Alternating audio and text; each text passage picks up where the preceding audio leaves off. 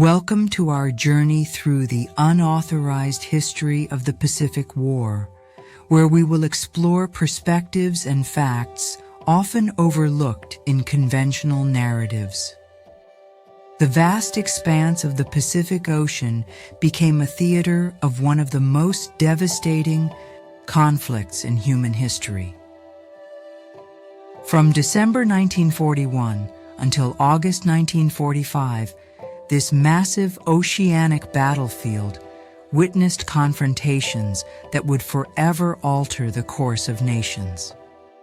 The story of this conflict goes far beyond what appears in typical textbooks, with untold sacrifices and strategic decisions that continue to fascinate historians today. As we delve into this complex chapter of world history, we'll uncover the hidden aspects that shape the modern world and examine why these events remain critically important to understand even decades later. The Pacific War emerged from a complex web of imperial ambitions, economic necessities, and cultural misunderstandings that had been developing for years.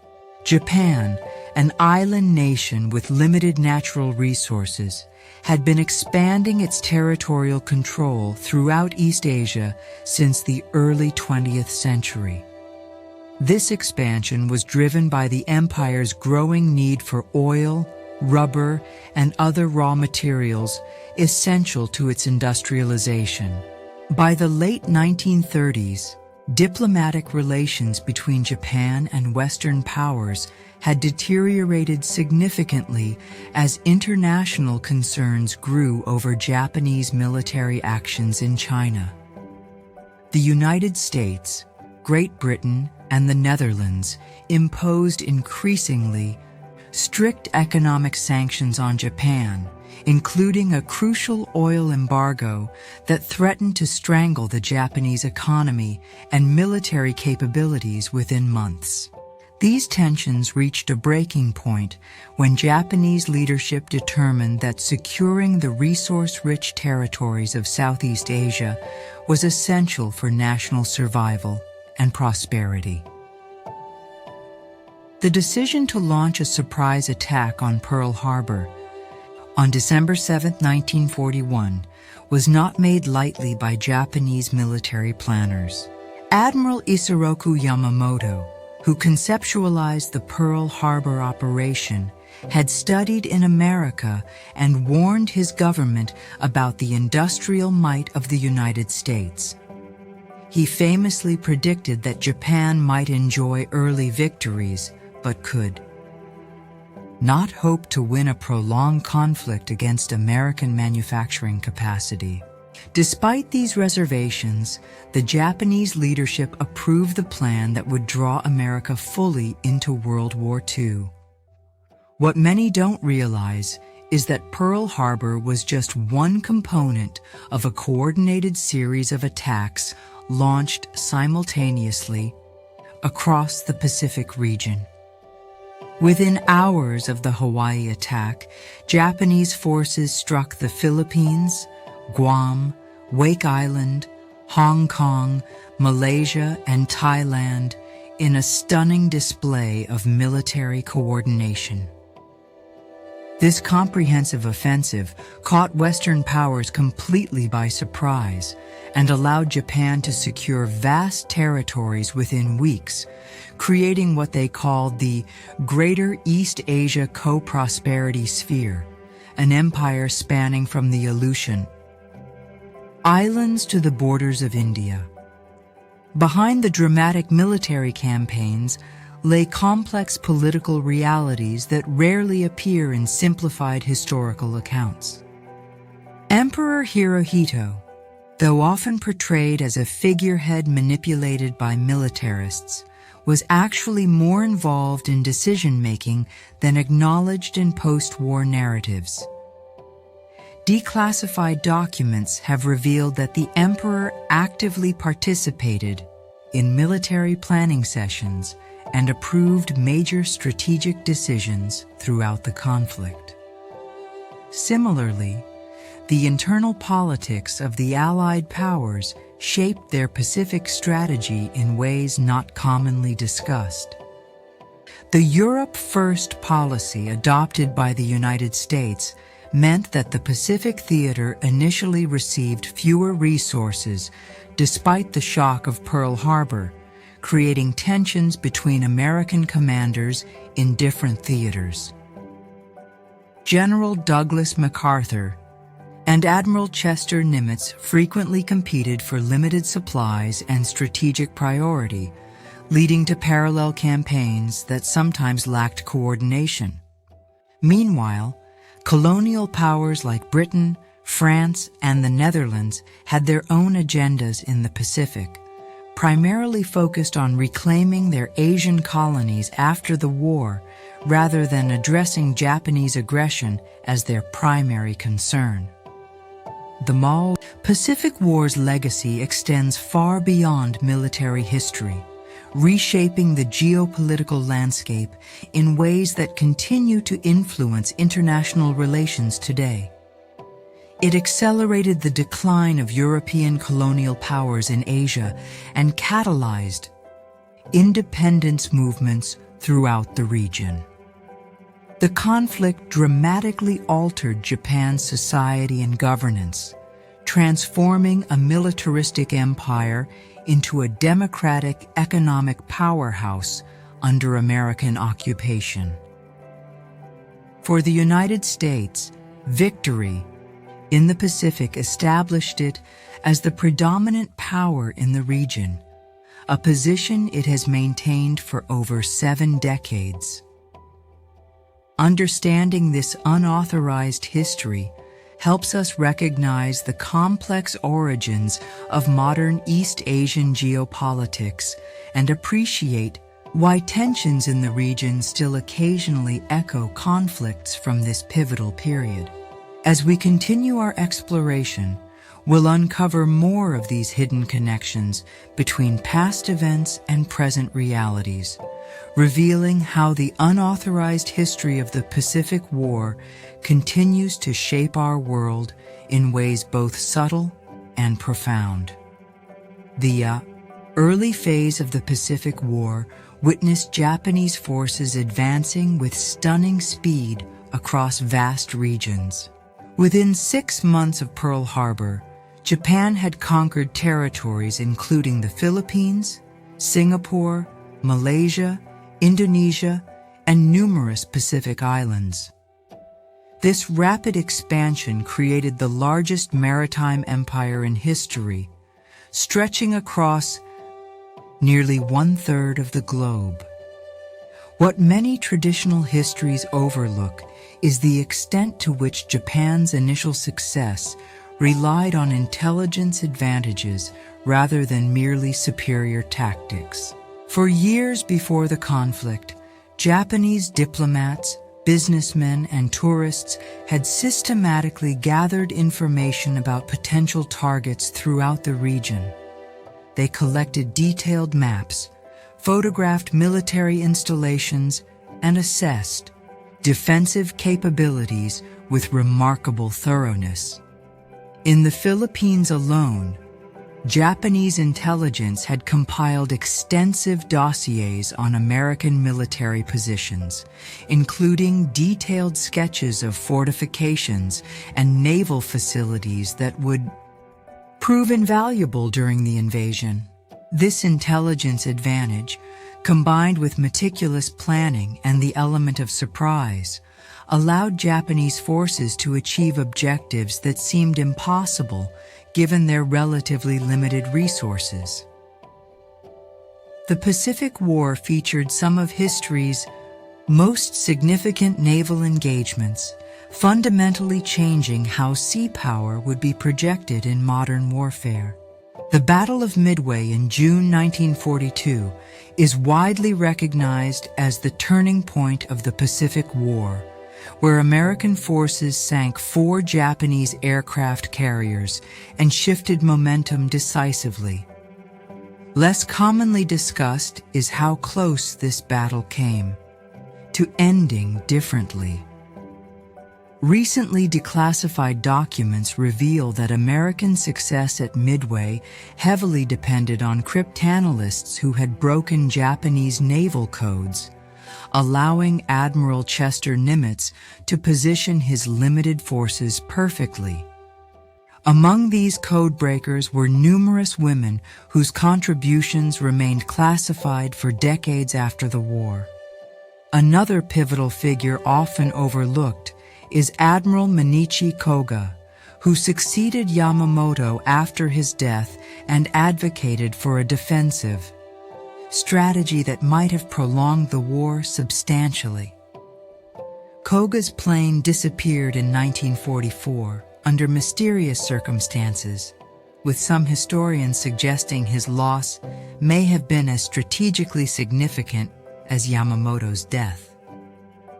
These lesser-known figures and near-miss moments reveal how contingent the outcome of the Pacific War truly was, despite the apparent inevitability of Allied victory in retrospect. The Pacific Campaign witnessed technological innovation at an unprecedented pace, with both sides racing to develop advantages in a vast theater where logistical challenges were as deadly as enemy action. The development of radar, advanced aircraft carriers, and amphibious landing craft transformed military capabilities during these years. What remains less explored is how civilian technologies were rapidly adapted for wartime purposes. Hollywood. Filmmakers were recruited to design improved bomb sites. Architects redesigned naval vessels for better damage control, and zoologists contributed to the development of more effective underwater explosives. Japanese innovations during this period included specialized suicide weapons like the Kaiten human torpedoes and the infamous kamikaze aircraft. These weapons reflected not just technological desperation, but a profound cultural response to impending defeat. Behind these technical developments were intelligence operations of extraordinary complexity. The Allied code-breaking operation, MAGIC, and its Japanese counterpart provided both sides with critical information throughout the conflict. Recent historical research suggests that both Japan and America had deeper insights into each other's plans than previously acknowledged, creating a complex intelligence chess match that influenced major strategic decisions throughout the war. The human experience of the Pacific War differed dramatically from the European theater, creating psychological challenges unique to this conflict. Allied soldiers encountered unfamiliar tropical diseases, extreme climate conditions, and terrain, utterly unlike anything in their training. Japanese military culture, with its emphasis on death before surrender, created combat situations of unusual brutality. Less commonly discussed are the psychological operations conducted by both sides. The Japanese black radio broadcasts featured American accented English speakers, spreading disinformation and attempting to undermine troop morale with news from home. Allied forces countered with their own psychological warfare, including the famous leaflet bombs dropped behind Japanese lines that contained surrender instructions and propaganda. Civilian populations throughout occupied Asia experienced the conflict in ways rarely centered in Western narratives. In territories under Japanese occupation, policies varied dramatically from relatively benign administration in some regions to extraordinary brutality in others.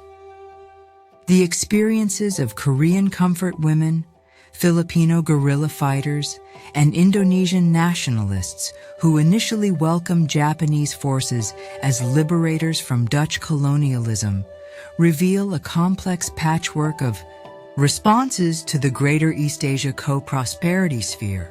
These diverse civilian experiences would later influence post-war independence movements and shape political developments across the region for decades after the conflict ended. The final phase of the Pacific War introduced the world to nuclear warfare, forever changing international relations and military strategy. The decision to use atomic weapons against Hiroshima and Nagasaki remains one of history's most controversial military actions. What many conventional histories minimize is that the Japanese surrender process had begun before the bombing of Hiroshima. Emperor Hirohito had authorized peace feelers through Soviet diplomatic channels in early 1945, though these were complicated by factional divisions within the Japanese leadership. Another overlooked aspect is the Soviet Union's declaration of war against Japan on August 8, 1945, between the two atomic bombings. The Soviet invasion of Manchuria destroyed Japan's last intact fighting force and likely influenced the surrender decision as significantly as the nuclear attacks. The hasty Japanese surrender prevented planned Allied operations that would have caused even more devastation, including Operation Downfall, the proposed invasion of the Japanese home islands, that military planners estimated could have resulted in millions of casualties on both sides.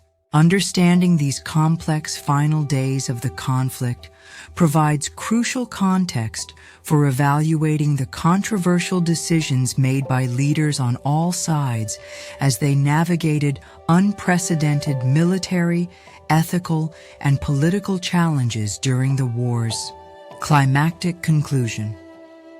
The end of the Pacific War heralded profound transformations throughout Asia and the Pacific region that continue to resonate today. Japan, under American occupation led by General Douglas MacArthur, underwent a remarkable political and social metamorphosis. The emperor remained as a symbol of national unity, but renounced his divine status and embraced a new constitutional monarchy with genuine democratic institutions. This transformation from militaristic empire to pacifist democracy represents one of history's most successful nation-building exercises. What's often overlooked is how selective this transformation was, with certain aspects of Japanese imperialism addressed thoroughly while others remained largely unexamined. The decision to maintain the imperial institution, despite its central role in pre-war nationalism, reflected pragmatic concerns about maintaining social stability during occupation. Similarly, many Japanese corporations that had profited from wartime production and forced labor were allowed to reorganize rather than face dissolution, laying the groundwork for Japan's economic miracle in subsequent decades. The regional impact of the Pacific War extended far beyond Japan's transformation.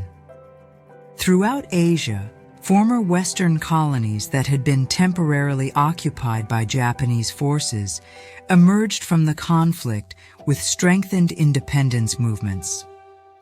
Leaders like Ho Chi Minh in Vietnam, Sukarno in Indonesia, and Aung San in Burma had gained valuable organizational experience during the war years that they subsequently applied to anti-colonial struggles. The rapid collapse of European colonial power in the face of Japanese advances had permanently shattered the myth of Western invincibility. Concurrently, the United States established a network of military bases and security agreements throughout the region that would form the foundation of American strategic presence in the Pacific for decades to come. This new security architecture, including alliances with Japan, South Korea, the Philippines, Australia, and New Zealand, created what some historians have called an American lake in the Western Pacific. The reconfiguration of regional power dynamics would soon be tested by the Cold War, with conflicts in Korea and Vietnam emerging partly from unresolved tensions dating back to the Pacific War era. The historical memory of the Pacific War varies dramatically across countries, creating ongoing diplomatic challenges in the region. In Japan, complex narratives about the war period reflect evolving understandings of national responsibility and victimhood.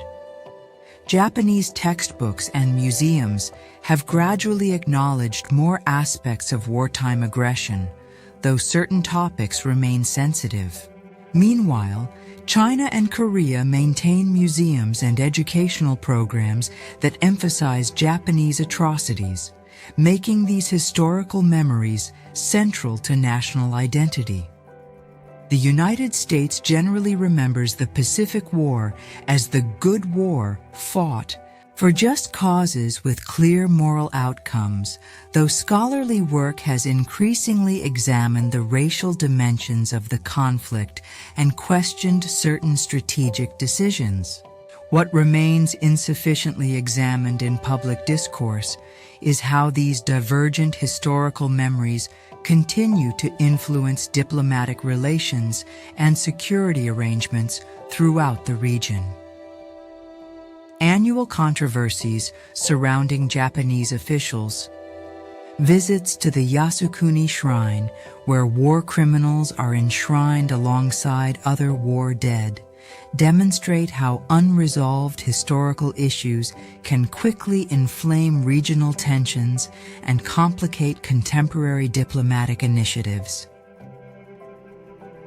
The technological and doctrinal innovations from the Pacific War fundamentally altered military affairs worldwide. Naval warfare transformed from battleship-centered fleets to carrier battle groups, a change that remains the foundation of maritime power projection today. Amphibious warfare techniques developed during island campaigns established principles still taught in military academies globally. Beyond these military legacies, the conflict accelerated scientific research with lasting civilian applications. Nuclear technology moved from theoretical physics to practical application in an astonishingly compressed time frame. Medical advances in treating tropical diseases, performing emergency surgery, and blood preservation techniques saved countless lives during the war and countless more in the decades since. The conflict also produced lasting cultural impacts through literature, film, and personal narratives that continue to shape how societies understand warfare and its consequences. From James Jones's The Thin Red Line to Japanese anime that subtly references the war period, cultural productions continue to process this traumatic history and transmit its lessons to new generations who have no direct memory of the conflict. As we conclude our exploration of the unauthorized history of the Pacific War, we can see how this massive conflict reshaped global power structures and established patterns that continue to influence international relations today. The rise of China as a regional and global power, ongoing territorial disputes in the South China Sea, and the enduring American military presence throughout the region all trace their origins to outcomes of this conflict. Understanding the complexities of the Pacific War provides essential context for contemporary security challenges and diplomatic relationships throughout the Asia-Pacific region. The strategic competition between great powers, the importance of secure maritime trade routes, and the delicate balance of regional alliances remain as relevant today as they were in 1945. By examining this history through multiple perspectives, including voices often marginalized in traditional narratives, we gain a more nuanced understanding of how this pivotal conflict continues to shape our world. The unauthorized history of the Pacific War reminds us that past conflicts never truly end, but continue to evolve in how they inform our understanding of current events and future possibilities in this vitally important region.